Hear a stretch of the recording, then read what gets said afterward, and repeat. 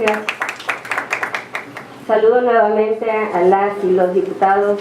medios de comunicación y público que hoy muy amablemente nos acompaña. Quien suscribe, diputada Miriam Judith González Sheridan, integrante de esta 64ª legislatura del Congreso del Estado de Veracruz, con fundamento en los artículos 34, fracción primera de la Constitución Política del Estado de Veracruz de Ignacio de la Llave, 48, fracción primera de la Ley Orgánica del Poder Legislativo del Estado de Veracruz de Ignacio de la Llave, y 8, fracción primera del Reglamento para el Gobierno Interior del Poder Legislativo del Estado de Veracruz de Ignacio de la Llave. Someto a consideración de esta soberanía la presente iniciativa con proyecto de decreto por el que se adiciona un primer párrafo a la fracción primera del artículo 202 y se recorren los subsecuentes en su orden del Código número 586 penal para el Estado del Estado Libre y Soberano del Estado de Veracruz de Ignacio de la Llave, bajo la siguiente exposición de motivos. Como sabemos, en la reforma constitucional publicada en el Diario Oficial de la Federación el 18 de junio de 2008, se estableció un nuevo sistema de impartición de justicia penal en nuestro país. Transitamos del sistema penal inquisitivo, escrito y secreto, al sistema penal acusatorio adversarial, que tiene por objeto el esclarecimiento de los hechos, la protección del inocente, la búsqueda de que el culpable no quede impune y la reparación del daño. En este orden de ideas, la implementación del juicio oral y acusatorio en su rectoría con los principios de publicidad, contradicción, concentración, continuidad e inmediación ha permitido reforzar y cumplir las disposiciones jurídicas de las leyes sustantivas conforme a la implementación de las normas adjetivas que, en este caso, encuentran sustento en el Código Nacional de Procedimientos Penales, mismo que logró sustituir las disposiciones locales procedimentales penales que anteriormente tenía cada entidad federativa, dando un paso muy importante en la universalización procedimental que ha logrado homologarse con los mandatos en materia de derechos humanos derivados de la reforma constitucional de 2011. Sin embargo, como es de esperarse, al entender el derecho penal como ente cambiante en razón de las necesidades de la sociedad, es de suma importancia señalar que hay asignaturas pendientes por cubrir, como lo es el caso específico del robo famélico, mismo que en nuestra legislación local no tiene presencia expresa, pero sí reconocimiento tácito de argumentación en los tribunales. Ahora bien, el Código Penal del Estado de Veracruz, en su segundo libro, título séptimo, capítulo primero, establece el delito de robo. En dicho capítulo se enmarca su actualización y sanción en orden ascendente, considerando como pena mínima de todas las hipótesis de 3 meses a 5 años de prisión y multa de hasta 150 días de salario mínimo. Como nos podemos dar cuenta, no existe de manera expresa la consideración del robo famélico, por lo tanto, quien por primera vez logre delinquir contra el patrimonio de otra persona por hambre o producto de necesidad básica para sí mismo o su familia, de acuerdo a lo dispuesto en el numeral 202 del Código Penal local, será sancionado conforme se encuentre establecida la pena mínima de delito de robo. Es decir, cuando el valor de lo robado no excediere de 100 días de salario mínimo, evidenciando con ello una inocultable falta de justicia con respecto a lo robado por necesidad y en razón de su proporcionalidad. En México existen más de 7,000 personas en la cárcel que cumplen condenas de hasta 10 años por robos menores de alimentos, los cuales comúnmente son cometidos por personas de escasos recursos económicos que se ven imposibilitadas de satisfacer sus necesidades básicas de subsistencia. De acuerdo al Consejo Nacional de Evaluación de la Política de Desarrollo Social, entre 2008 y 2016, la pobreza aumentó de 49.5 millones a 53.4 millones de personas. Hoy en día hay presos que hurtaron una leche, fruta, tortillas, quesos, salchichas y que se encuentran enfrentando procesos judiciales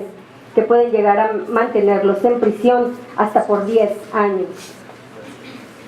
En la mayoría de casos por delitos famélicos se encuentran mujeres, madres solteras, sin empleo y sin formación académica. Y por su parte, solo un 37% de los procesados son hombres. De igual forma, de acuerdo con la Comisión para el Desarrollo de los Pueblos Indígenas, del total de internos que actualmente son procesados por delitos famélicos, en todo el país al menos 84 son indígenas, mismos que por estado de indigencia tuvieron que recurrir al hurto para poder alimentarse, existiendo casos donde en un daño de 105 pesos se condena hasta con 6 meses de cárcel y multa de 4,000 pesos o una condena de 3 años y sanción de hasta 13,000 pesos por un robo de 133 pesos. El 97% de los procesos penales que se instruyen por robar alimentos son acusados por alguna de las tiendas que pertenecen a la Asociación Mexicana de Tiendas Departamentales y de Autoservicio, una asociación que en la realidad mantiene una política inflexible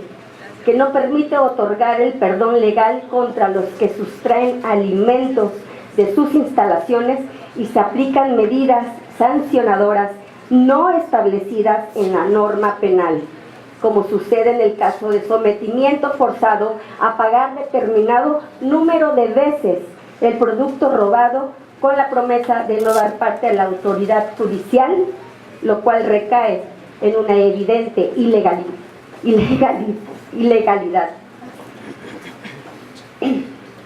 Como es de esperarse, dentro de los centros penitenciarios no se cuenta con algún tipo de protección por tratarse únicamente de reos por delitos famélicos. Es decir, no se les separa del resto de la población carcelaria, lo cual además de generar sobrepoblación penitenciaria, hay una evidente exposición de futura comisión de delitos por estas personas en razón de sus necesidades.